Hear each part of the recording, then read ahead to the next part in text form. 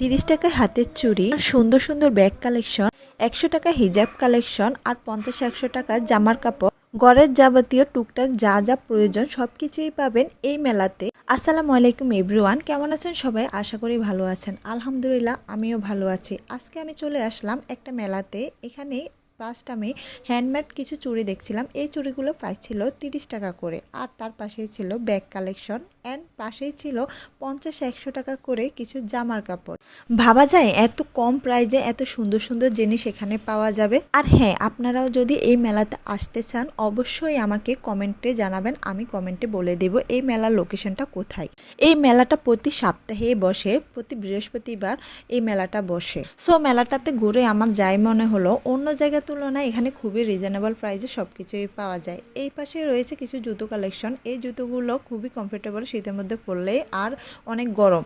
এগুলো প্রাইস বলেছিল 100 টাকা করে। তার পাশে এরকম একটা শোপিজের দোকান ছিল, কিছু টপ, ফুলের টপ নিয়ে বসেছিল আর কিছু ব্যাগ কালেকশন। সো শোপিসগুলো দেখতে খুবই সুন্দর লাগছিল, খুবই ভালো। আর এখান থেকে আমি কি নিয়েছি সব কিছু আপনাদের সাথে শেয়ার করব। আমার ফুল ভিডিওটা আপনারা দেখতেই থাকুন। আর এই পাশে একটা মামা কিছু সিটি গোল্ডের চুড়ি আর জুমকো নিয়ে বসেছিল। জুমকো দেখতে খুবই সুন্দর লাগছিল।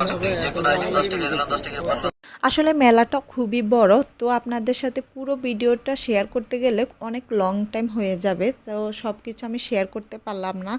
তো নেক্সট টাইমে আমি নতুন ভিডিও নিয়ে আসব। আমার পেজটা ভালো লাগে থাকলে অবশ্যই লাইক কমেন্ট করবেন অ্যান্ড ফলো দিয়ে রাখবেন। ফাইনালি আমি বাসায় চলে আসলাম। আর দেখেন এরকম একটা হ্যান্ডমেড চুড়ি কিনেছি, আর 2 জোড়া কানের দুল কিনেছি, আর একটা পাখির বাসা কিনেছি। খুব সুন্দর না? এরকম একটা 10 টাকার ব্যান্ডের কিনেছি। আর এই যে যা যা কিনেছি সব কিছুই আপনাদের সাথে শেয়ার করছি।